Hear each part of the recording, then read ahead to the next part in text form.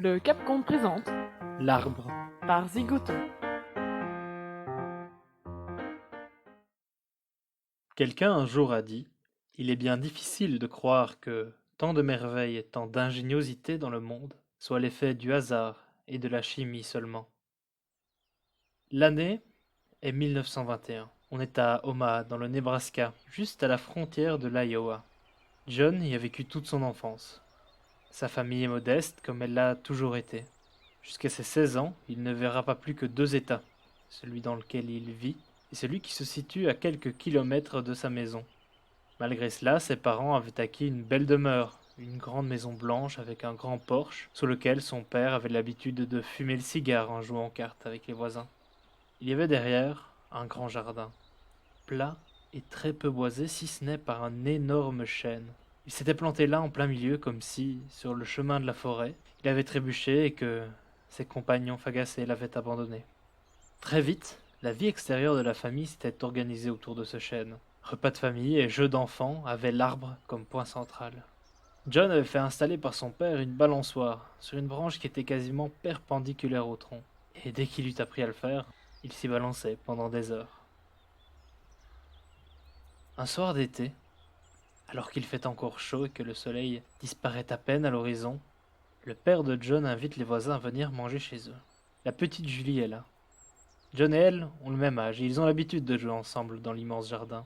Ce jour-là, après leur repas, John et Julie courent pour aller jouer sur la balançoire. D'avant en arrière, de plus en plus haut, de plus en plus vite, et ils descendent immédiatement, regardent la branche, se taisent. La branche est toujours là, toujours perpendiculaire au tronc, toujours solide. Quoi qu'il en soit, plus personne n'utilisa jamais cette balançoire. À 16 ans, John part pour New York. D'abord, il prend tous les petits boulots possibles et imaginables, et il fait sa vie en tant que petit commerçant. Certes, il ne fait pas fortune, mais il arrive tout de même à vivoter dans cette ville qui n'a de cesse de l'impressionner et de lui en mettre plein les yeux. Tant et si bien qu'il oublie totalement d'où il vient, jusqu'au jour où il apprend la mort de ses parents. John a 52 ans. Entre ses parents se trouve un exode, une guerre et maintenant la mort.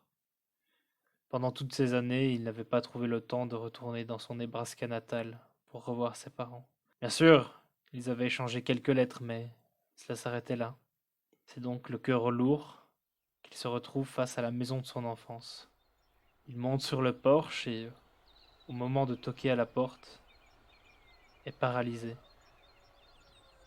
Il se retrouve complètement paralysé par les émotions. Incapable d'ouvrir la porte pour l'instant, il contourne la maison, se retrouve face au jardin. Rien n'avait changé. Le chêne était toujours là, toujours si grand, toujours si seul. À sa grande branche perpendiculaire, on voyait plus qu'un bout de corde.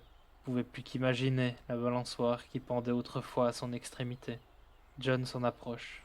Il sent tous les souvenirs qui remontent du fin fond de son esprit. Ce bout de ficelle comme rappel de sa jeunesse à jamais perdue. Lentement, il lève les yeux vers la branche et la branche tombe devant lui à ses pieds, comme si pendant toutes ces années, c'était lui qu'elle attendait. Quelqu'un de rationnel vous dirait que cette situation est tout à fait exceptionnelle, que ce hasard est improbable. Il vous dirait que la cote pour qu'un tel événement se produise est de 2 102 399 contre 1, soit la probabilité d'une quinte flush royale à pique au poker. Quelqu'un un jour a dit: Il est bien difficile de croire que tant de merveilles, tant d'ingéniosité dans le monde soit l'effet du hasard et de la chimie seulement.